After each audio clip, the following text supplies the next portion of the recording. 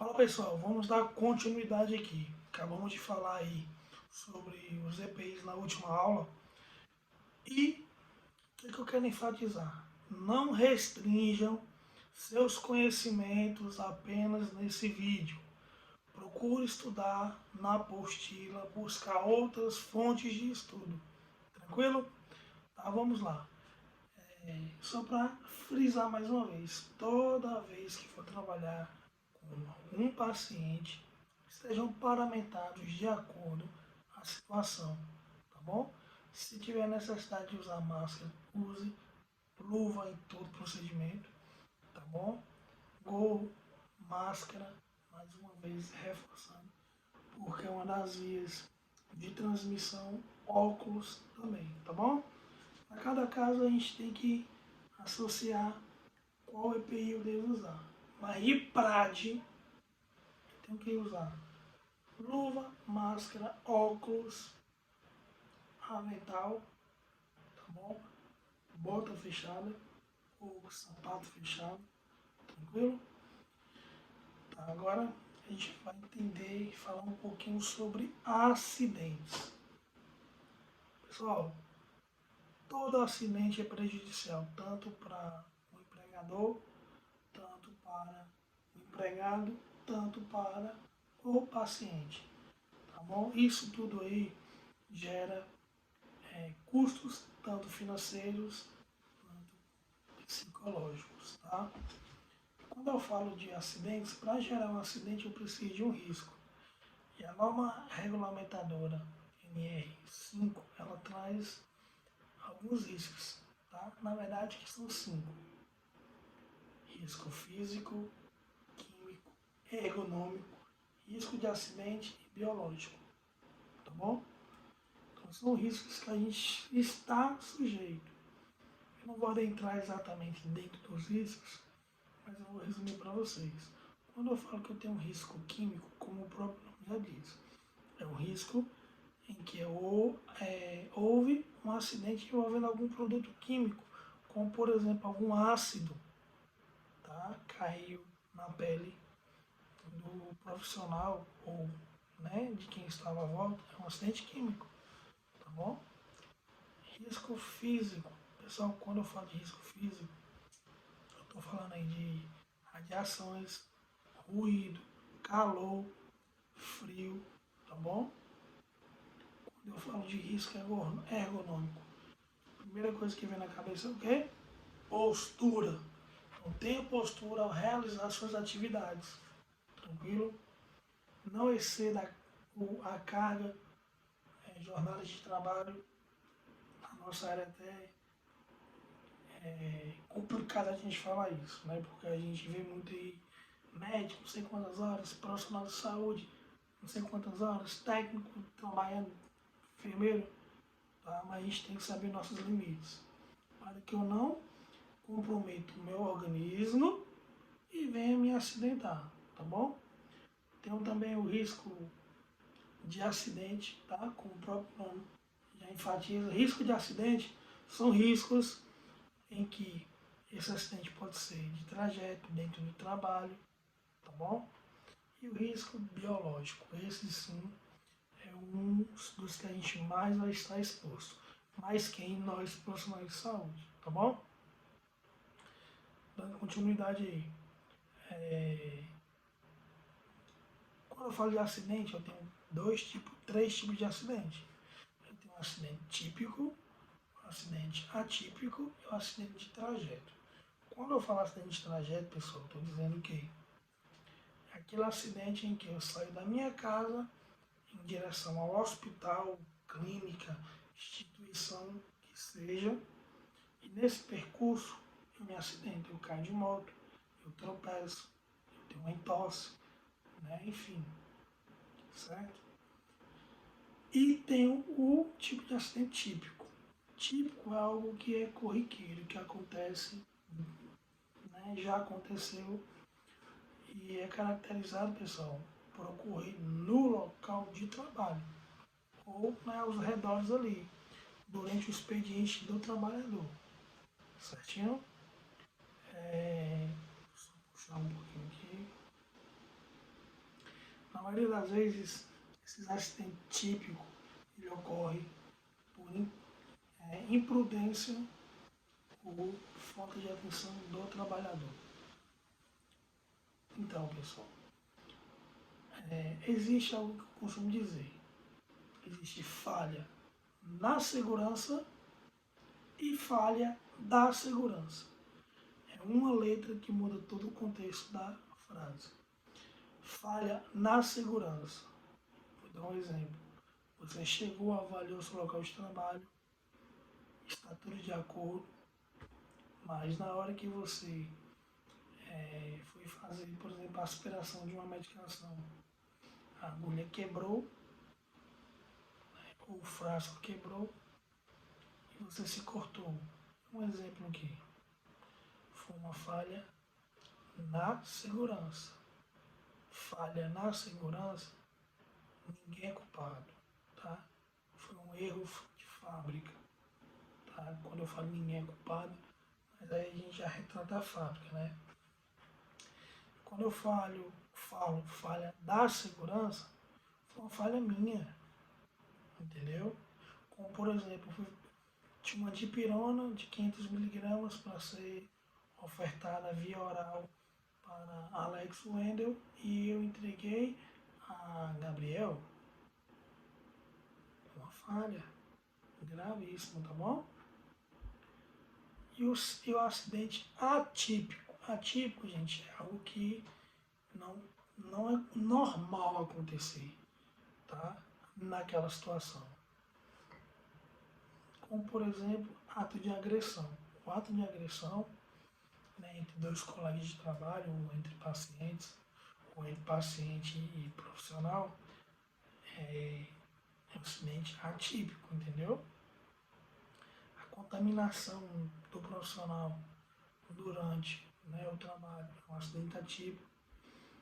E o acidente de trajeto eu já comentei, né? Agora sim, quando eu falo acidente de trajeto, quando vocês fizeram lá, né, todo o seu cadastro, vocês disseram que moravam no centro.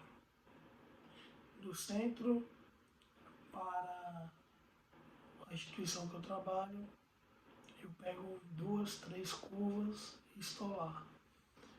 Mas quando o acidente não é na rota de casa para o trabalho, não caracteriza como acidente de trabalho. Por exemplo, lá eu disse que eu moro no centro, tá bom? Então é só ir direto, virar à direita, depois à esquerda, depois à direita eu cheguei no trabalho. Vamos supor que hoje o profissional foi para casa de uma namorada, né, ou de um namorado, ou foi visitar um amigo, ele dormiu lá. Então, na rota daquela casa para a instituição, não caracteriza acidente de trajeto. Espero que tenha entendido. Se não entendeu, vou deixar meu alô aí, tá bom?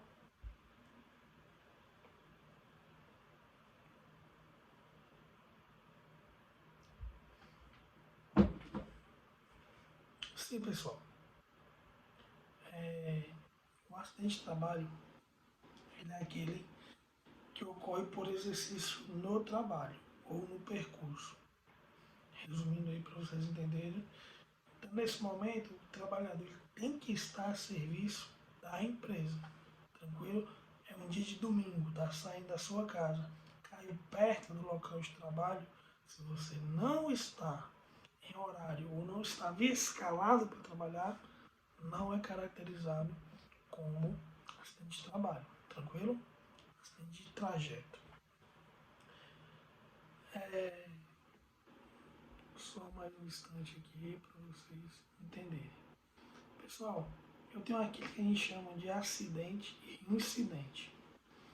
O acidente é quando eu tenho uma vítima, tá? Como, por exemplo, estava transitando no corredor da instituição, tropecei e caí. É um acidente de trabalho, certo? Incidente é quase um acidente. Eu tropecei, mas não cheguei a cair e me machucar. Então não houve vítimas, foi um quase acidente, tá? Sim, pessoal. Então comece a partir de agora aí pensarem qual a importância da prevenção do ambiente de trabalho, tá bom? Dá uns 3 segundos para vocês pensarem aí.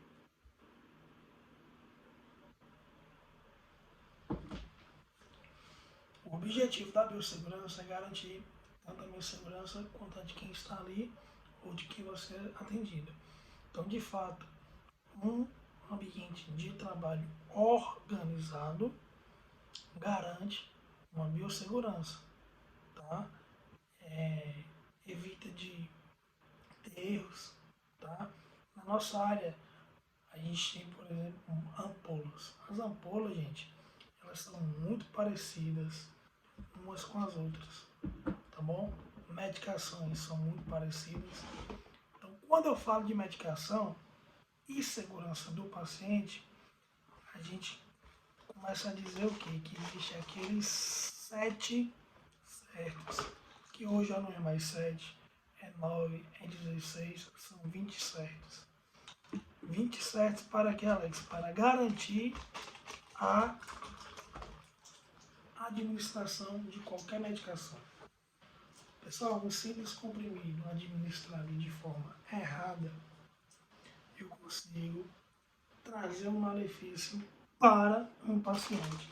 Alex, o que é um acidente de trabalho por medicação?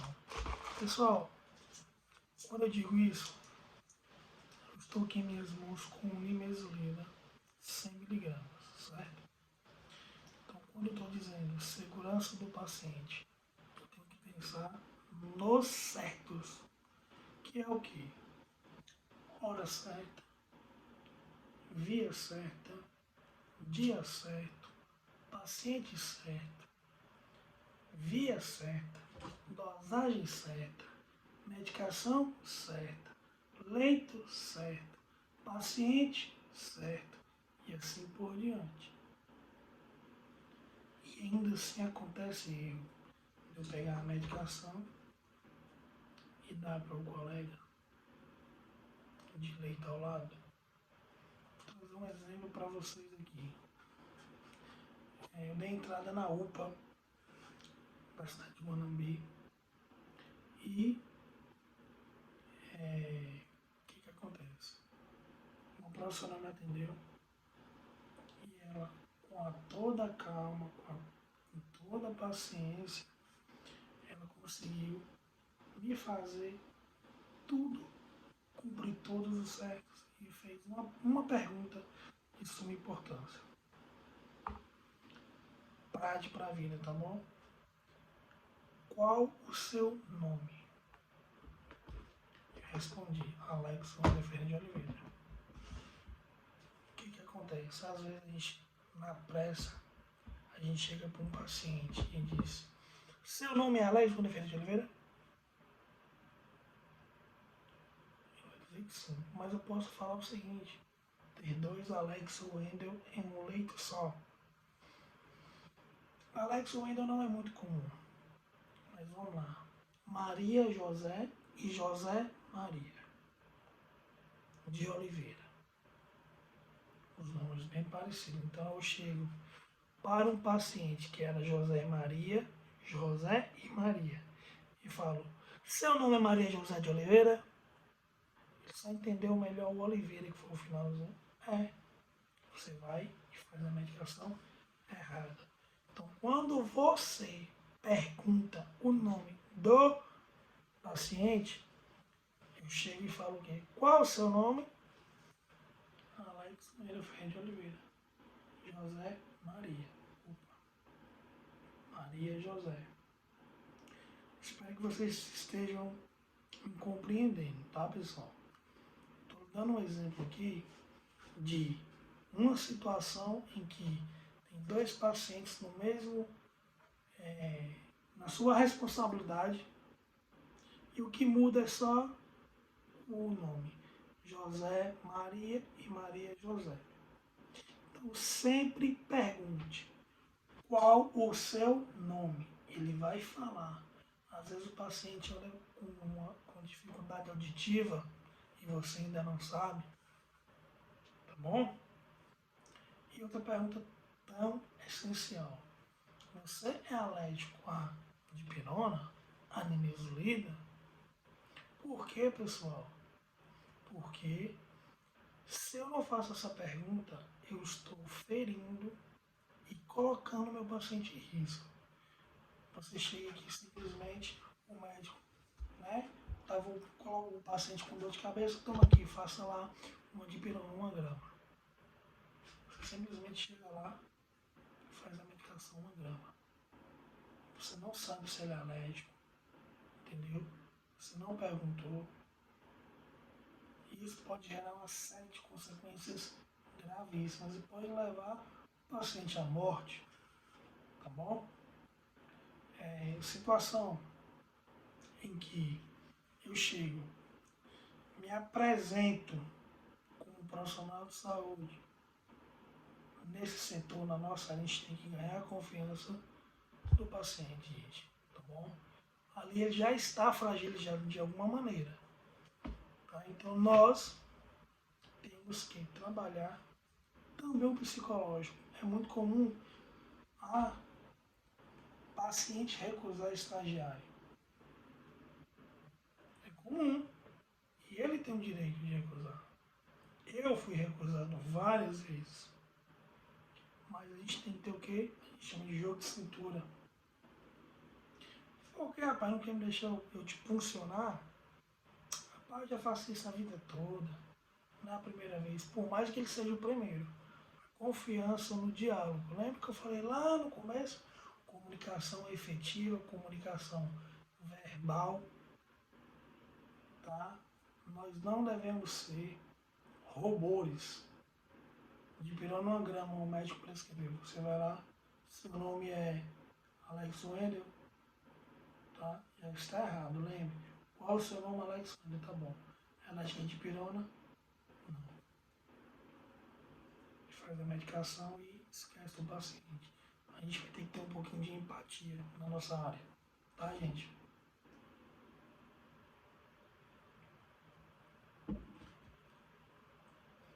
Pronto.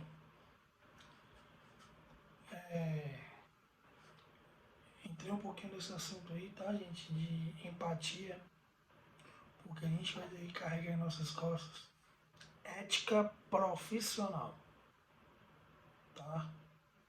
A partir do momento que eu firo a ética, eu estou quebrando também a biossegurança. A segurança de quê?